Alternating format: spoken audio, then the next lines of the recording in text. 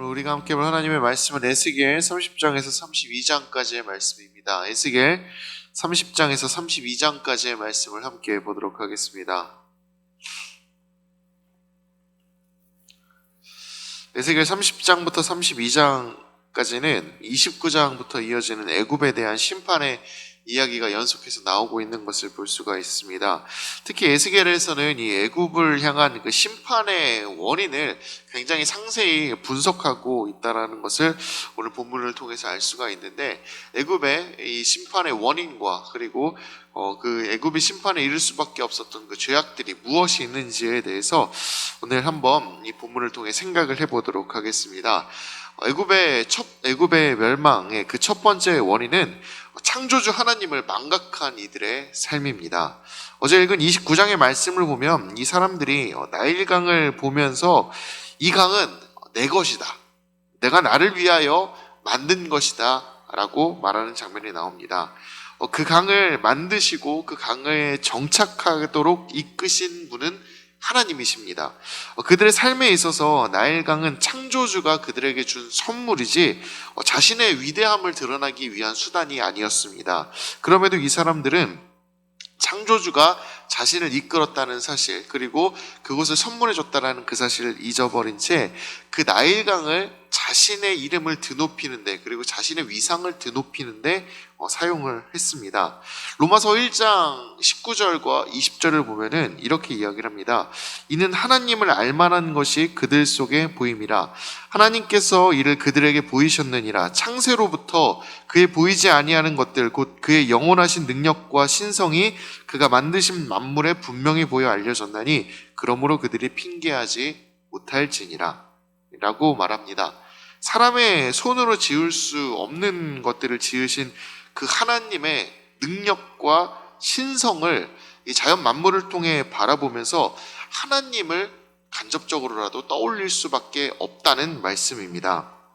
낮을 비추는 해, 밤을 비추는 달을 보면서 우리는 저런 것들을 어떻게 만들 수 있을까를 고민하는 것이 아니라 우리의 능력 밖에 있는 것, 그런 것들을 지으시고 그리고 그것을 통하여 낮을 밝히도록 그리고 밤을 밝히도록 이렇게 모든 것을 안배하신 그 하나님의 놀라우신 섭리를 찬양할 수밖에 없는 것입니다. 그것이 우리의 삶이고 그리고 그것이 우리가 창조주를 바라보는 정직한 관점이라고 할 수 있을 것입니다. 그러나 애굽 사람들은 나일강을 보면서 그것을 지으신 분을 찬양하는 것을 망각해 버립니다. 대신 창조주의 자리에 자신의 이름을 대신하여 새겨 넣습니다. 여기서 이어지는 그들의 이 두 번째 잘못이 나타납니다. 바로 교만한 것입니다. 두 번째 원인, 교만한 것을 찾을 수가 있습니다. 29장부터 32장까지 매장마다 한결같이 하나님께서 지적하고 있는 이 애굽 사람들의 잘못은 이들이 교만하다라는 것입니다. 우리 말씀을 찾아볼 건데 읽어보도록 하겠습니다. 30장 6절의 말씀 같이 한번 읽어보도록 하겠습니다. 여호와께서 이같이 말씀하셨느니라. 애굽을 붙들어 주는 자도 엎드러질 것이요 애굽의 교만한 권세도 낮아질 것이라. 믹돌에서부터 수에네까지 무리가 그 가운데에서 칼에 엎드러지리라. 주 여호와의 말씀이니라. 우리 31장으로 넘어가 31장 10절의 말씀도 같이 한번 읽어보도록 하겠습니다. 그러므로 주 여호와께서 이같이 말씀하셨느니라. 그의 키가 크고 꼭대기가 구름에 닿아서 높이 솟아났으므로 마음이 교만하였은즉. 우리 32장 넘어가 보도록 하겠습니다. 32장에서 12절 말씀 같이 한번 읽어보도록 하겠습니다.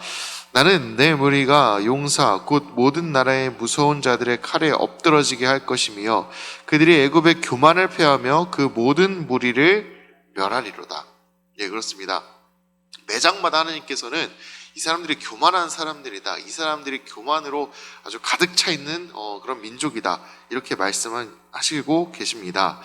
이들은 이 파라오, 이 왕이죠. 이 파라오를 현세의 강림한 신이라고 생각을 했습니다. 신이 인간으로 현신해 자신을 다스린다라고 생각을 한 것이죠. 자신이 나일강을 창조했다라고 말할 정도로 그 교만함이, 그리고 그 왕이 그 신이다, 이 모든 것을 창조한 신이다라고 이야기할 정도로 엄청난 그 교만함을 가지고 있었는데, 이 사람들의 평상시의 그 생각들, 그리고 이 사람들이 살아가는 그 평상시의 모습들은 어떠했을까요? 굉장히 교만함의 극치에 달해 있을 것입니다. 자기 중심적으로 살아갔을 것입니다. 출애굽기만 봐도 우리는 이 그 자기 중심적이며 그 교만한 생각들이 얼마나 이 애굽에 가득 차 있는지를 잘 알 수가 있습니다. 출애굽기에 이 파라오가 이스라엘 백성들을 이 괴롭히던 모습부터 시작해서 10가지 재앙으로 벌을 받던 시점, 그리고 출애굽한 백성들을 군사로 이 쫓는 장면까지 쭉 살펴보게 되면, 그 파라오는 굉장히 고압적이며 그리고 교만한 모습, 자기 중심적으로 생각하며 그리고 자신의 의견을 절대로 꺾지 않는 그런 모습을 보여준다는 것을 알 수가 있습니다. 저 정도 당해봤으면, 저 정도 재앙을 당해봤으면 내보낼 만도 한데, 저 정도로 강하게 벌을 받았으면 이제 깨닫고 안 쫓아올 만도 한데 싶지만, 이들은 끝까지 이스라엘 백성들을 괴롭히고 그리고 그 백성들을 이제 쫓고 그리고 그 사람들을 섬멸하려고 생각을 하고 있습니다. 이건 순간의 그 감정들이 아니라 평상시에 이들의 삶의 모습이 그대로 드러나는 것이라고 볼 수 있겠습니다. 항상 교만한 위치에서 다른 이들을 짓밟고 빼앗고 내려다보는 것이 익숙한 이들의 삶이 이스라엘에 의해서 흔들리고, 그리고 그 통치가 이제 이 이스라엘 백성들의 그 탈출로 인해서 견고하지 않게 되어지는 것을 도저히 용납하지 못하는 것이죠. 결국 매 순간을 교만으로 살아오며 하나님 앞에 엎드릴 줄 몰랐던 그들의 죄가 결국은 그들을 향한 심판의 칼로 돌아왔다라는 것을 알 수가 있게 되는 것입니다. 애굽을 향한 세 번째 이 심판의 원인은 우상 숭배다라는 것을 알 수가 있습니다. 에스겔 30장으로 다시 돌아와서 우리 13절의 말씀을 같이 읽어보겠습니다. 에스겔 30장 13절의 말씀입니다. 같이 읽겠습니다. 주 여호와께서 이같이 말씀하셨느니라. 내가 그 우상들을 없애며 신상들을 높 가운데에서 부수며 애굽 땅에서 왕이 다시 나지 못하게 하고 그 땅에 두려움이 있게 하리라. 애굽 사람들은 우상을 섬기는 민족이었습니다. 이는 인과적으로 생각을 했을 때 당연한 일입니다. 하나님을 잊고 자신을 창조주라고 말하며 교만함에 사로잡힌 사람들이 굉장히 많은 우상들을 만들고, 심지어 그 우상에 자신을 대입해서 내가 그 신이다, 내가 그 우상이다라고 말하며 모든 것들을 우상화시키는 것은 당연한 것입니다. 문제는 이와 같은 우상 숭배가 하나님이 극도로 싫어하시는 일이다라는 것입니다. 10계명 중에서도 이 첫 번째와 이 두 번째 계명에서 하나님께서는 우상을 숭배하는 것과 그리고 어떤 그 모습의 그 형상이라도 만드는 것 그 자체를 금지하고 계시는 것을 잘 알고 계실 것입니다. 하나님께서는 그만큼 우상을 섬기는 일, 그리고 우상을 만드는 일, 그것을 극도로 미워하시는 분이십니다. 그 하나님의 말씀과 정반대의 일이 바로 이 애굽 땅에서 일어나고 있었던 것입니다. 모든 것을 우상화시키고, 그리고 그 우상 숭배가 이 나라 가운데 만연하게 퍼져 있었던 것이 애굽의 모습입니다.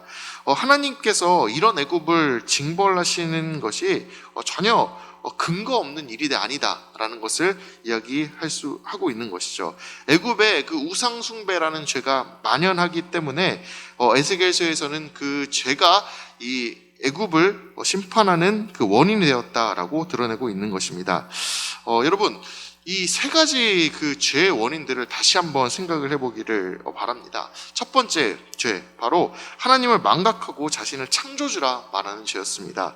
두 번째, 교만함으로 자신을 내세우는 것이었습니다. 세 번째, 우상 숭배였습니다.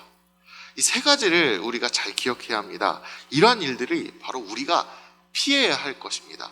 이러한 일들이 바로 우리가 하지 말아야 할 것입니다. 삶을 살아가며 하나님의 하나님 되심을 망각하고 있지는 않은지, 하나님이 계셔야 할 자리에 내가 있지는 않은지 먼저 생각할 수 있어야겠습니다. 다음으로, 교만하여 하나님이 베풀어 주신 그 은혜와 사랑들을 잊고 나의 잘남을 이 세상 가운데 드러내며 살아가고 있지는 않은지 나의 교만을 생각할 수 있어야겠습니다. 그리고 마지막으로, 하나님보다 더 사랑하는 것들, 하나님보다 더 귀중히 여기는 것들이 나의 삶에 있지는 않은지 생각할 수 있어야 하겠습니다. 그리고 그 모든 것들이 만약에 우리의 삶 가운데 있다면 그것에서 멀어지고 하나님을 가장 중심에 두고 하나님만을 섬기는 우리의 삶이 될 수 있어야 하겠습니다. 이것을 항상 되새기며 하나님을 항상 우리의 중심에 두고 하나님으로 인해 살아가는 우리가 되어야 합니다. 그것이 우리가 하나님과 함께 살아가는 생명의 길이 될 것입니다. 오늘 하루도 그 생명길로 가는 우리의 삶이 되기를 진심으로 바랍니다. 이제 에스겔서 30장에서 32장까지의 말씀을 경청하도록 하겠습니다. 주의 말씀은 내 발의 등이요 내 길에 빛이십니다. 아멘.